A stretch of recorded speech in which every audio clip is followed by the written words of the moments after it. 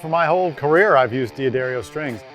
This is the one that I use live with Megadeth, and I love it. So I recently shot a rig rundown with Extreme, and I was really excited about it because I've been a Nuno fan for a long time. The guy is touched by the hand of God. Incredible player, and he might very well be immortal. We're roughly the same age, and he has never aged. So to see him in living color is pretty amazing.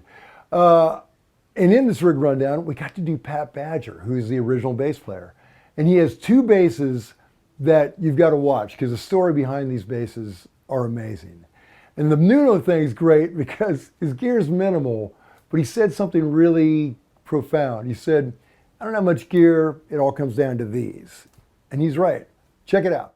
Hey, I'm John Bohlinger with Premier Guitar. We're in the historic Ryman Auditorium. I'm with John Thayer, who is the tech for Extreme. He's teching both Nuno and Pat. John, I know you're busy, so thank you for taking some time to talk to us. Yeah, no problem.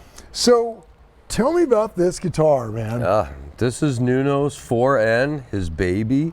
This is the one, right? Since he has the had 90s. this one for not quite since the 90s. But he's had this one for a long time. It is his favorite guitar. He does not want to play another one. No matter what happens, this is the one he wants in his hands when he goes on stage. So the rest are backups. That's the primary. Yeah, we're carrying one backup with us, the 901, which is the first prototype when Washburn first started making them. Is that this one? Yep, right here? that's that one right there. They're lighter than I imagined. Yeah, they're small body. It's dinky body with the edges kind of cut off and everything from his original.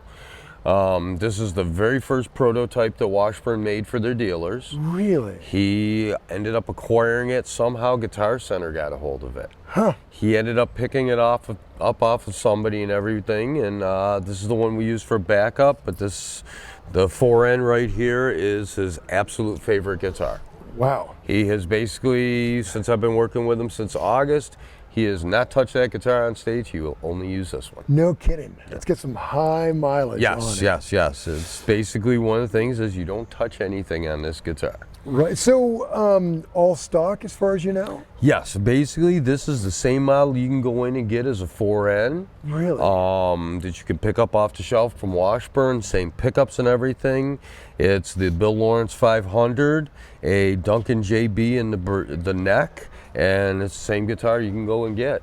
And that crazy Floyd. Yes. Yeah. Well, actually, not a Floyd. This is a Kahler Steeler. Oh. They used to make them years ago. We just met with Gary Kahler a couple weeks ago, and they're reissuing them. Really? And they're actually hooking us up with parts and everything, which is great because it's really tough to find. It's a little bit different than the Floyd, a little different block and everything. Nuno prefers them, and with him, it's what he wants is what he gets. Huh. Yeah. So what strings are Right now we're using GHS. It's a very heavy bottom, light top. Basically it's a 52, 44, 30, 16, 11, 9. Are you in standard? Yeah, no, we're actually a half step down. Half step down, but he goes from 9 to 52, 50. yeah. Wow. And some of that is we do a couple songs during this set that are in drop D tuning. So this way it doesn't get flubby when you drop it down. The extra whole step and everything still stays pretty tight and sounds good. And that bridge can drop down no problem? Yeah, it's got the D-tune on it, so you just pop it out and...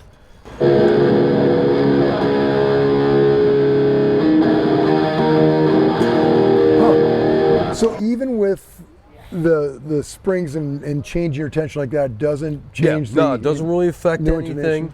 It just drops that one string down. Tuning a little bit different because of the neck will bow a hair with the different tension and everything, but it seems to be working fine for them. Yeah. Okay, very cool. That is a little bit of history right there, that guitar. Man. Oh yes. This has been with him for quite a few number of years now. It's his main one on everything. Yeah, very cool.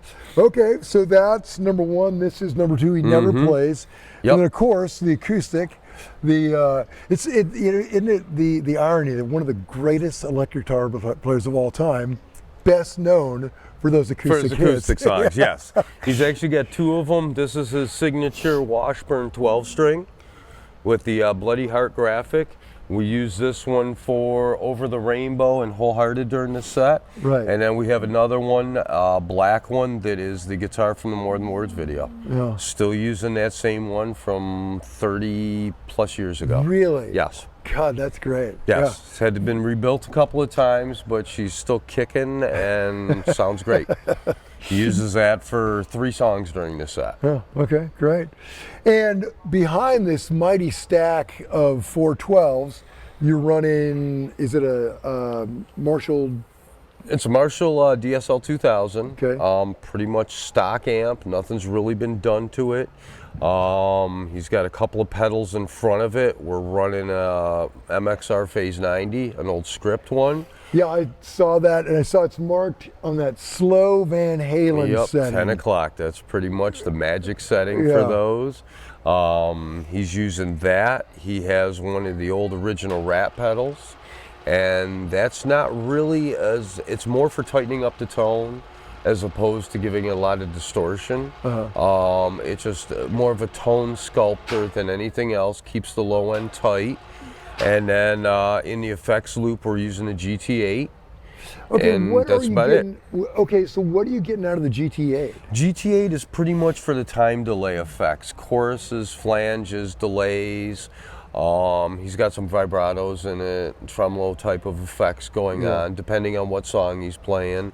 Not really adding any tone or distortion or anything through that. It's just basically as an effects pedal. And okay, I noticed, okay, that's the Boss and the Phase 90 are up front where he's controlling them.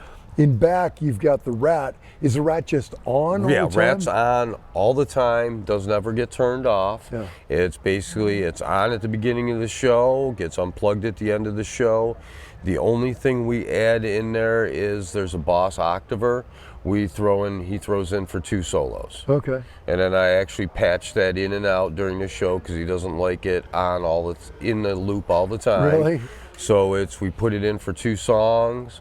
I actually pop it on for him during the 2 solos, like the Rise solo and trying to remember the other one. Oh, Thicker Than Blood that we started doing on the last couple runs, and just gives it a little bit of the octave effect in there and everything. Sure. Not that it really needs it, but yeah, that just goes in there for the 2 songs and then it comes back out. Okay, the Phase 90, is it running on batteries? Yes. Okay, so yes. I noticed you had it unplugged. Is the Rat too running on batteries? Everything's running on batteries. Just likes batteries. He just likes the batteries. It seems to be easier, and then basically every 3 shows, I will change all the batteries out and everything. But yeah, it's one of those, he likes the tone with the batteries. It's a little bit different. With the Phase 90, he likes the old ones that does not have the light in it because it affects the tone a little bit with the LED and stuff. So that's the way we do things. Yeah. So perfect. What picks does Nuno use? Right now, he is using, I can't remember the name of the company. We have a gentleman over in Australia that makes them for us. Same as Pat? Yep, same guy that makes Pat's. We were using the painted ones like Pat had. Yeah. We're finding little inconsistencies with the thickness of the paint, so he went over to the white ones and just loves them. I'm sorry, I wish I could remember the name of the company of the gentleman that does them, but right now I cannot remember. We'll try and get that in the notes. Yes, we'll try and get that in there for you. But yeah, it's basically just like not really a thin, about a medium. Yeah. And just those are the ones he prefers right now. God, his right hand is so crazy accurate. Yeah. And with the palm muting and everything. It doesn't even look like it's moving. Yeah. Oh, it's moving. Yeah. Well, John, thanks so much for joining us today. I know you guys got a show coming up, and Oh,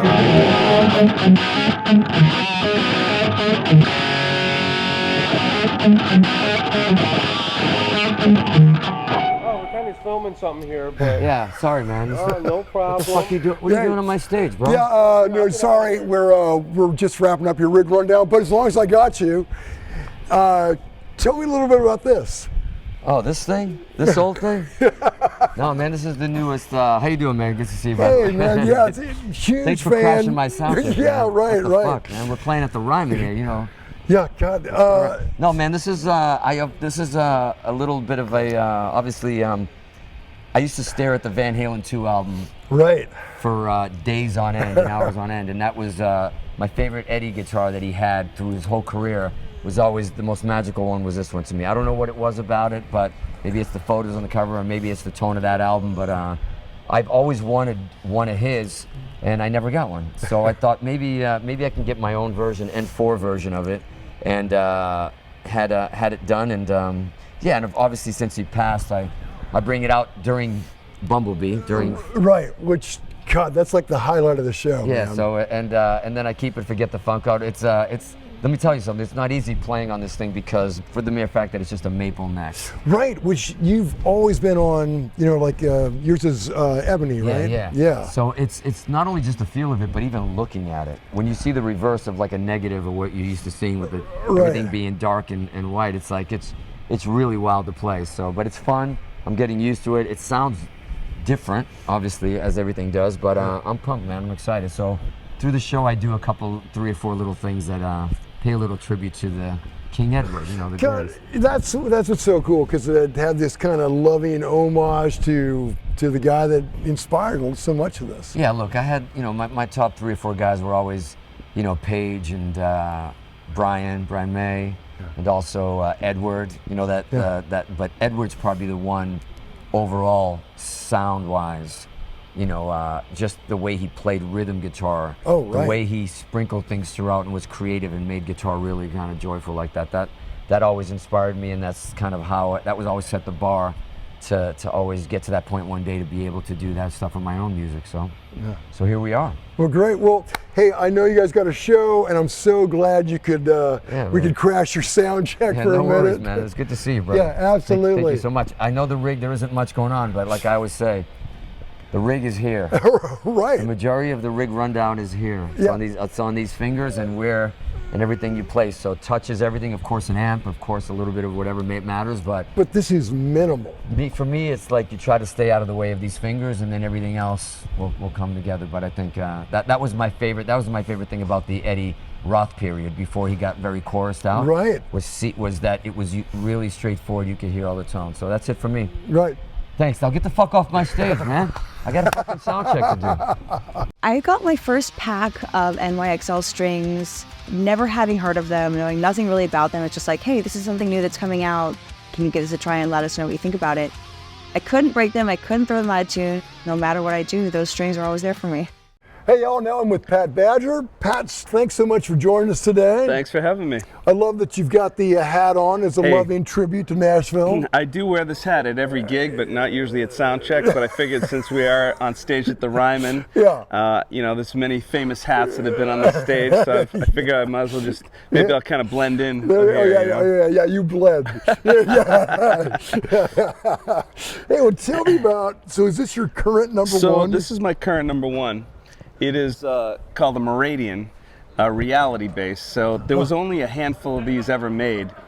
Jim Mouradian had made, I don't know if you remember, it was this odd green, strange shaped bass for Chris Squire from the band Yes. Yes. And it was like in the Owner of a Lonely Heart video and kind of that era. Yeah. So when I was in high school, I realized that this guy built this bass in my hometown in Winchester, Massachusetts. And so I went down to his guitar shop and basically hung out there and loitered for like weeks until he gave me a job at his custom guitar shop.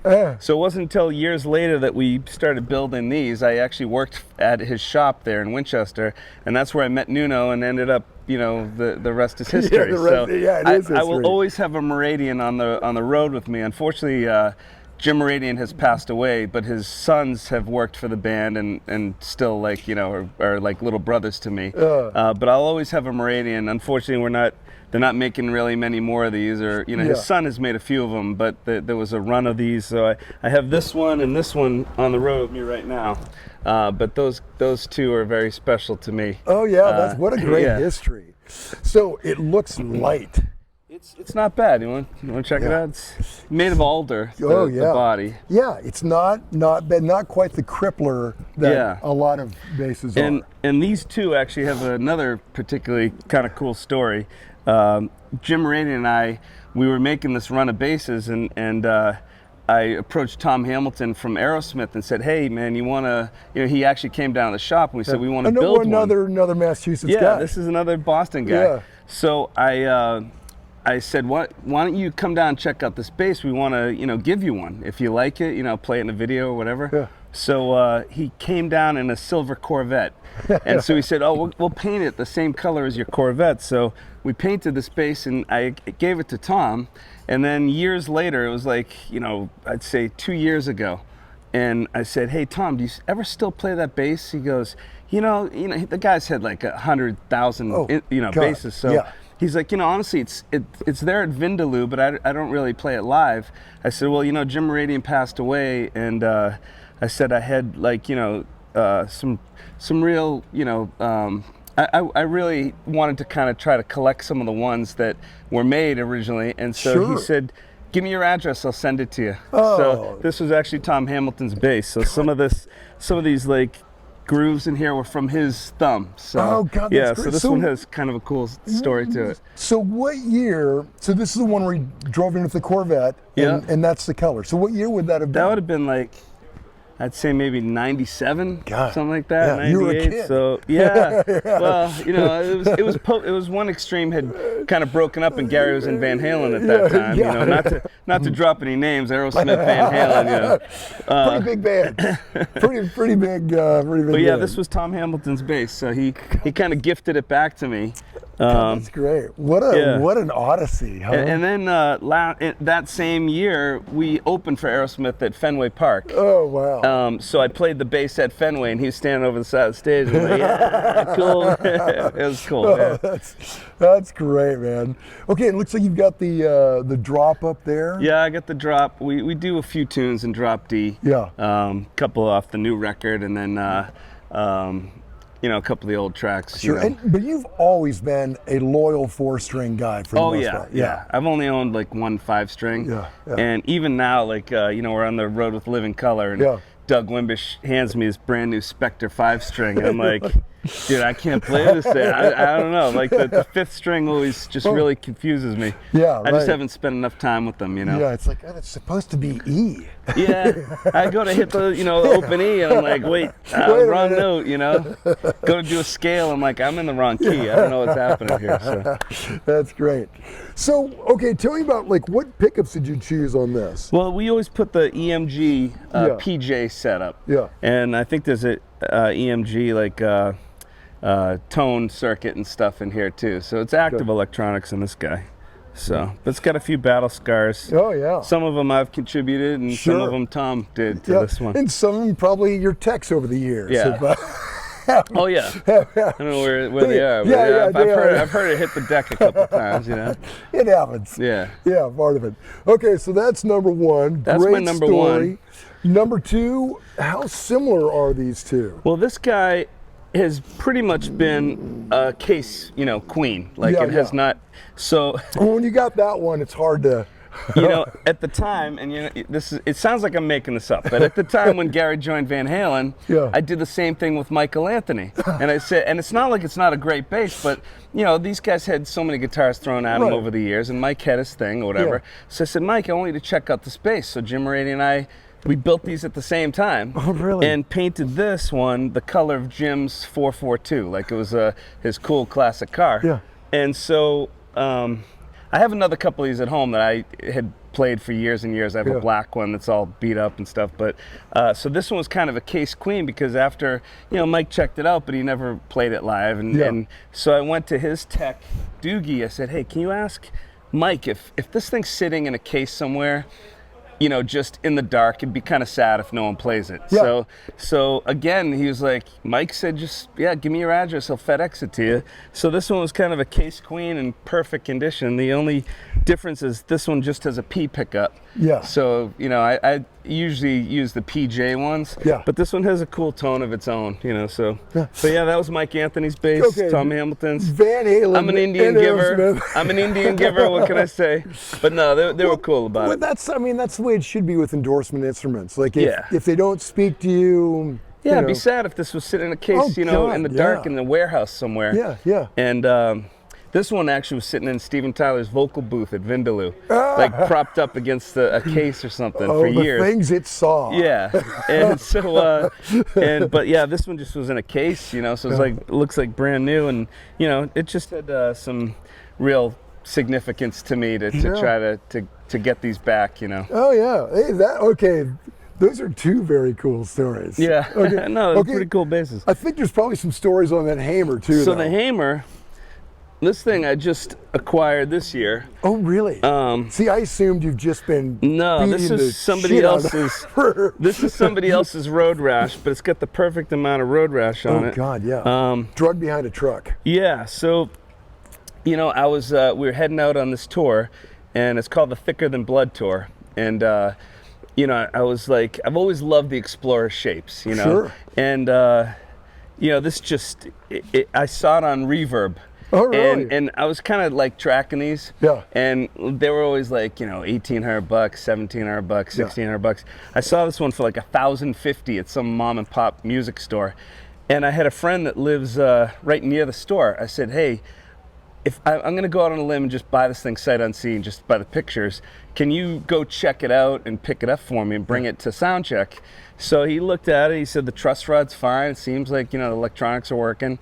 So I showed up at sound check, I plugged it in, I was like, holy shit, this freaking bass is awesome, right? So now I play it for like 4 or 5 songs a night. great.